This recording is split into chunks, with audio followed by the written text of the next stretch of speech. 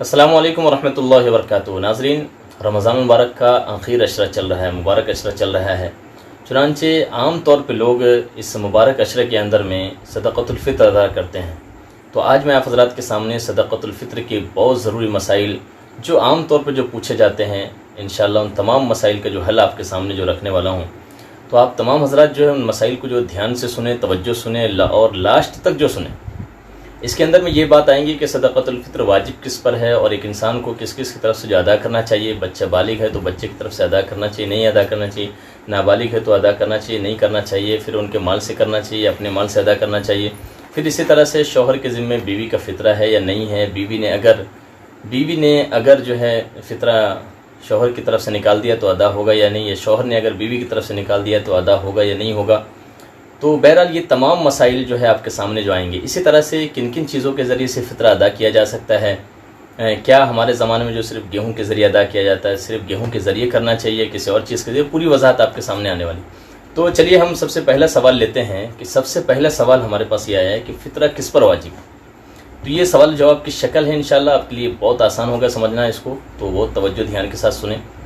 तो फ़ितरा किस पर वाजिब है, तो समझिए कि जिस शख्स के पास 52.5 तोला चांदी की कीमत के बकदर जो माल हो तो उसके ऊपर में जो सदक़तुल फ़ित्र जो वाजिब है। अब 52.5 तोला चांदी की कीमत, या ये कि उसके पास पैसे हो, नक़द हो, या ये कि सोना चांदी और इसी तरह से माल तिजारत या ज़रूरत से ज़ायद सामान, और इन सब को मिलाकर अगर 52.5 तोला चांदी की कीमत के बकदर इसकी मालियत अगर पहुँच जाती है तो फरमाया कि इस शख्स के ऊपर में सदक़तुल फ़ित्र जो वाजिब है। अब 52.5 तोला चांदी की क्या कीमत है, तो हम बाज़ार के अंदर में हम जहाँ रह रहे हैं वहाँ जो हम मालूम करें, कुछ दिनों पहले का जो वो हिसाब है कि 40 से 45 हज़ार के करीब जो पहुँच रहा था। तो आप हज़रात जो अपने मार्केट के अंदर में जो मालूम कर लें कि कितने का जो पहुँच रहा है। अगर आपके पास 52.5 तोला चांदी की कीमत के बकदर माल है तो फिर आपको जो ख़ास तौर से ये सदक़तुल फ़ित्र अदा करने की जो कोशिश करना चाहिए। तो जिस शख्स के पास इतना माल हो उसके ऊपर में सदक़तुल फ़ित्र जो है वाजिब है। चलिए ये मसला हल हो गया। अब यह है कि सदक़तुल फ़ित्र हमें किस किस की तरफ से जो अदा करना चाहिए। तो सदक़तुल फ़ित्र हमें एक तो अपनी तरफ से अदा करना चाहिए, इसी तरह से हमारी जो नाबालिग औलाद है तो उनकी तरफ से जो है हमें ख़ास तौर से जो अदा करने की जो कोशिश करना चाहिए। आगे देखिए एक और मसला है कि फ़ितरा जो है ये कितना देना चाहिए और किन किन चीज़ों के ज़रिए से जो देना चाहिए। ये दो सवाल हैं। फ़ितरा कितना देना चाहिए, तो देखिए 4 चीज़ें हैं जिससे अहादीस के अंदर में तरगीब दी गई है फ़ितरा देने की। एक गेहूं के ज़रिए से, जौ के ज़रिए से, खजूर के ज़रिए से, किशमिश के ज़रिए से। तो जौ के ज़रिए से, खजूर के ज़रिए से और किशमिश के ज़रिए, तो हम देखें यहाँ पर गेहूं जो है इसकी मिक़दार फरमाई गई कि पौने 2 किलो गेहूँ, निस्फ़ सा, पौने 2 किलो गेहूँ की कीमत क्या बनती है हमारे इलाके में, हमारे मार्केट के अंदर में हम जाकर मालूम करें। और मीडियम क्वालिटी का जो गेहूँ हो उसकी कीमत क्या है। हमारे यहाँ अदलाबाद तेलंगाना के अंदर में पौने 2 किलो गेहूं की कीमत रखी गई है 70 रुपये। लेकिन आम इलाकों के अंदर में कितनी है वो जो है देखा जाए और उसके एतबार से जो फिर वो जो तय किया जाए। बहरहाल ये गेहूं की कीमत जहाँ भी जितनी कीमत की हो उस एतबार से जो है फ़ितरा जो अदा किया जाए। तो गेहूं की कीमत जो हमारे यहाँ अदलाबाद के अंदर में अगर कोई अदा करना चाहे तो वो 70 रुपये अदा करेगा। दीगर इलाकों के अंदर में रेट मालूम करके और वहाँ के उलमा ने जो तय किया हो उस एतबार से जो आप अदा करेंगे। इसी तरह से दूसरी चीज़ है जौ के ज़रिए से। जौ के ज़रिए से पिछले साल का रेट कुछ अलग था, इस साल का जो रेट अलग है। पिछले साल जो है 210 रुपये था और इस साल जो उसमें कमी आई है 170 रुपये जो है ये तय किया गया है। तो 170 रुपये एक आदमी का जो फ़ितरा बनेगा अगर जौ के ज़रिए देना चाहे। और अगर खजूर के ज़रिए जो देना चाहता है, खजूर के ज़रिए अगर देना चाहता है तो 390 रुपये बनेगा।